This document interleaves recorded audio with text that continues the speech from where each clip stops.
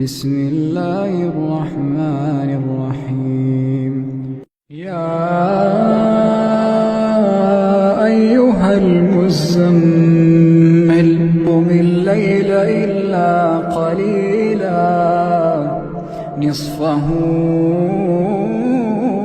أو انقص منه قليلا أو زد عليه ورتل القرآن ترتيلا إنا سنلقي عليك قولا ثقيلا إن ناشئة الليل هي أشد وطئا وأقوم قيلا إن لك في النهار سبحا طويلا واذكر اسم ربك وتبتل إليه تبتيلا رب المشرق والمغرب لا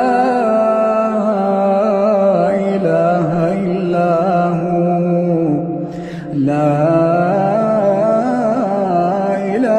إلا هو فاتخذه وكيلا.